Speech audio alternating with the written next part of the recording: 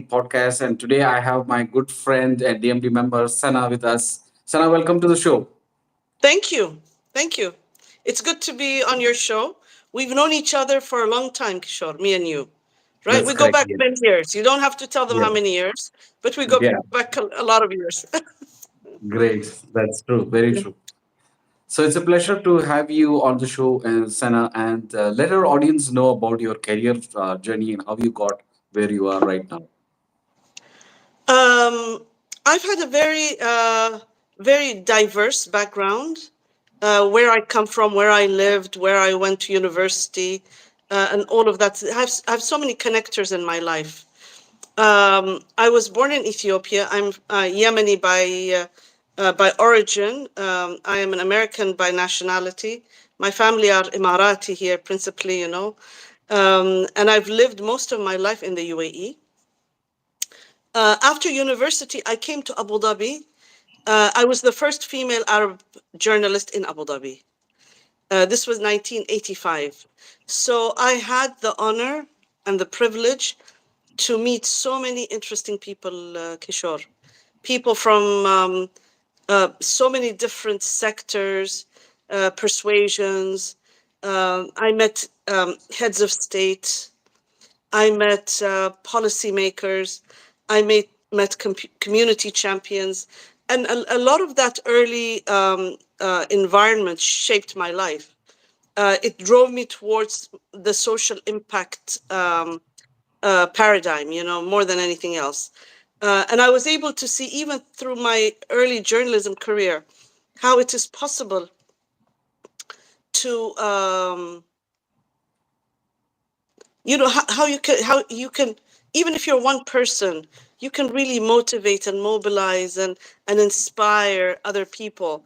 And other people are wanting to join something that builds a better world, so to speak. So after some years as a journalist, I went to Seattle, Washington, and this was when I got married and had my children and my two older boys. And I worked there in Seattle. I was exposed to amazing innovation and technology and all of that. And I worked in the food business, and I worked in marketing and research and all of that. When I came back, I worked in a company called Thuraya, satellite telecommunications company, which was very close to my heart, not only because of the people that I met and the friendships that I still have till this day. Thuraya's impact is very, very strong in my life. But also as marketing director, I was able to see the impact of telecommunication, Kishore. How just having a telephone or a connection suddenly uplifts a whole village. And so my work was very much in, you know, providing strategy and leading my teams for our footprint of 110 countries.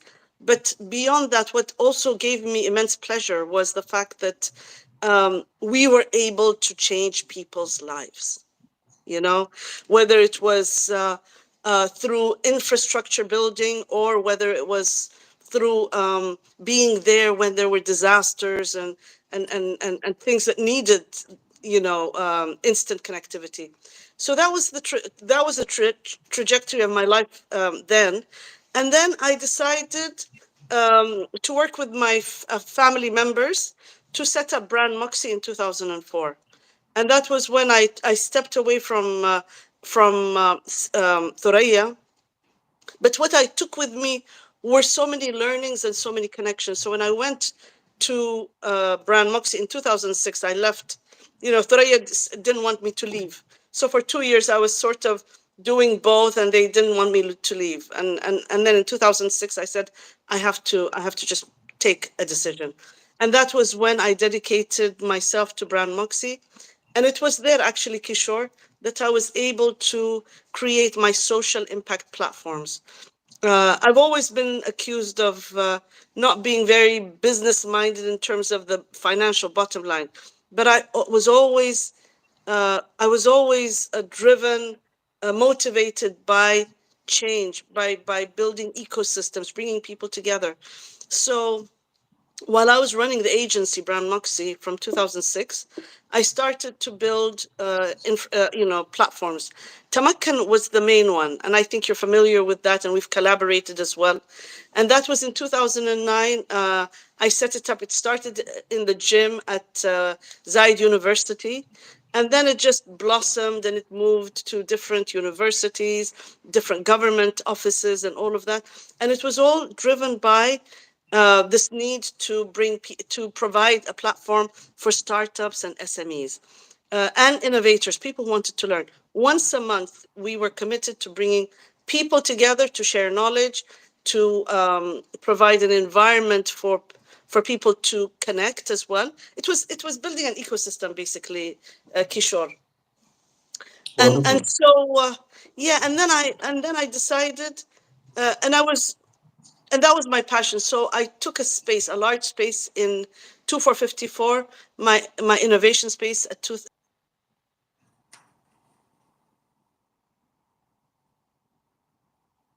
Was when we started incubating and accelerating innovators for change agents to come in and share their ideas and to connect with others.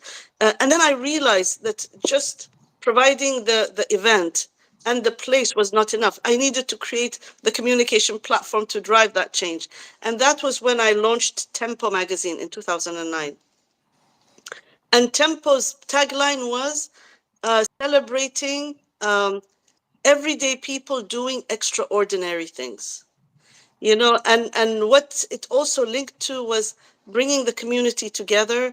It was about interculturalism, just opening the bridges between people so that we could share ideas and grow good projects, good public good ideas forward.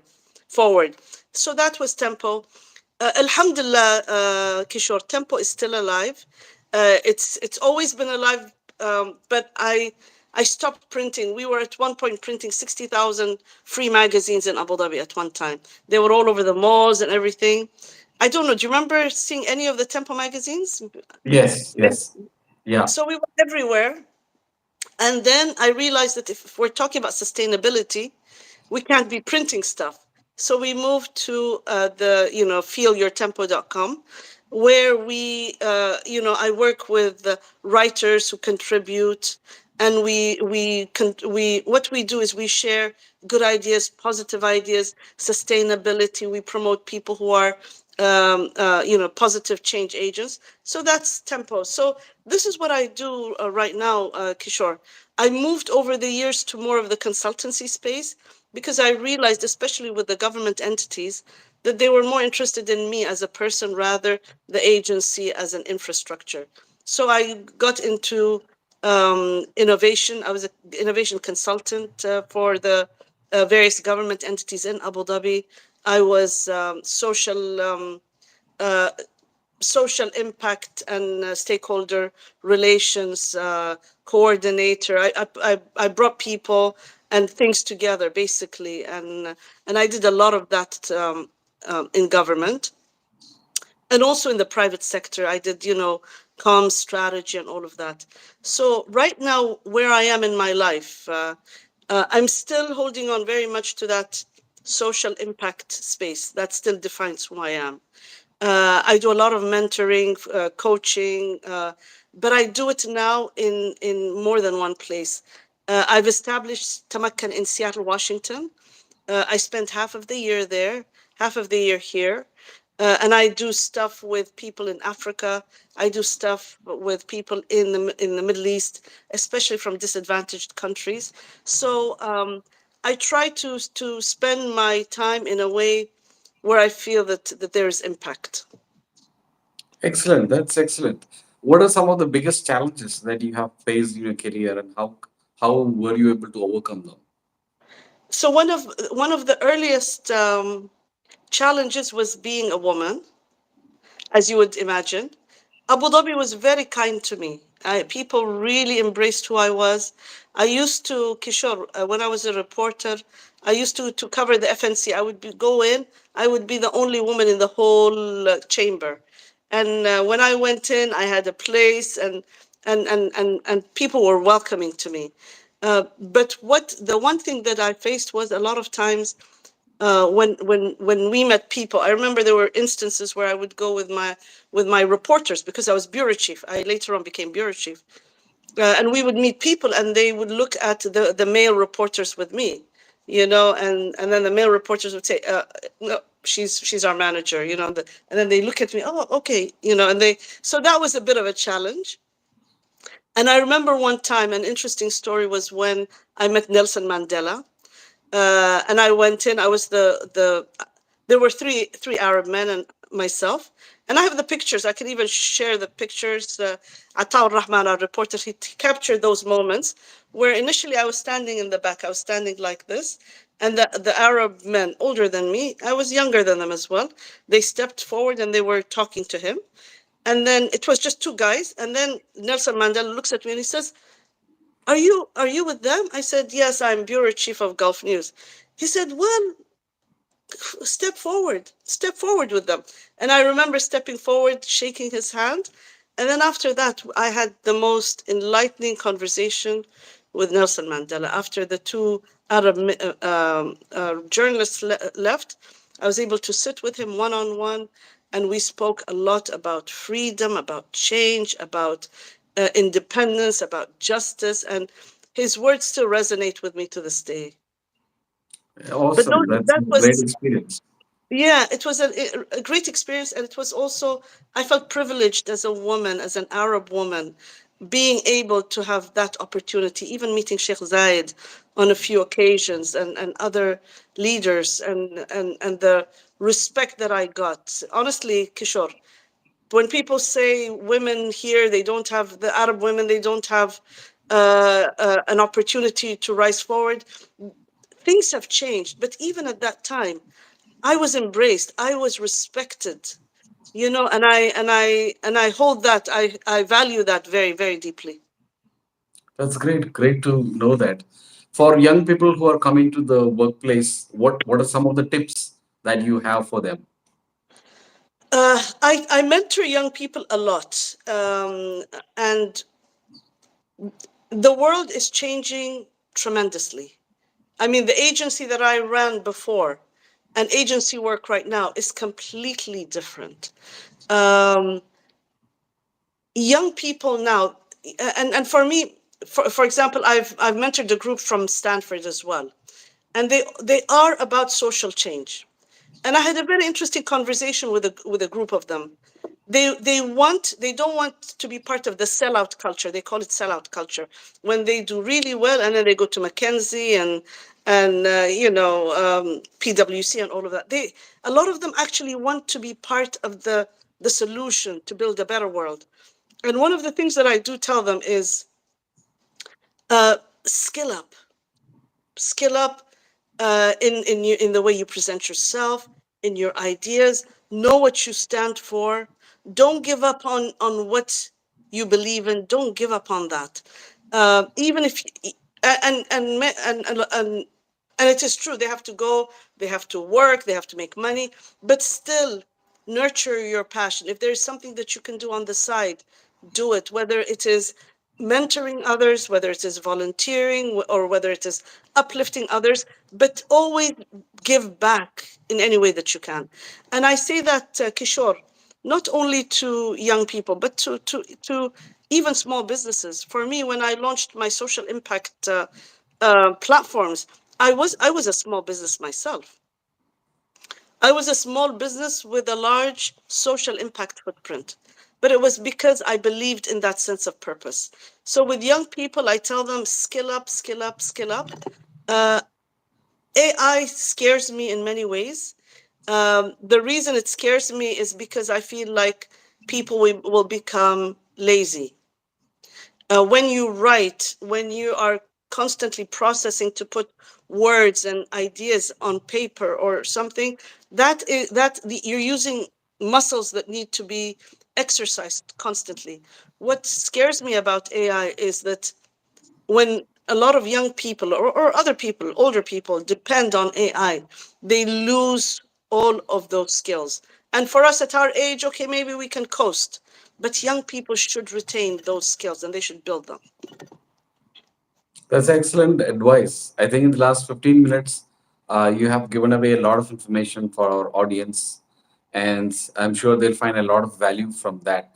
If they would like to know more about the social impact that they are that you are creating, how can they get to know more? So I'll tell you, Kishore, I hope I can maybe leave some links later Yeah, on.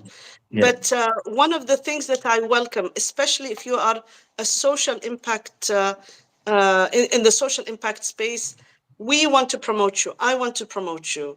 You can write an article in Tempo. We will write your story and we will talk about you. That's one. If you want to contribute to Tempo, you're welcome to do that. If you are, and the URL for that is feelyourtempo.com. We have another website called World for Good.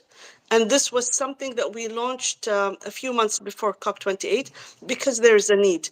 If you want to be a contributor in the social impact space, sustainability, compassionate communities, you know, inclusivity, all of these, right. And the good thing about all of this, Kishore, is you get your name out. So it's good for your career. It's good for your personal brand.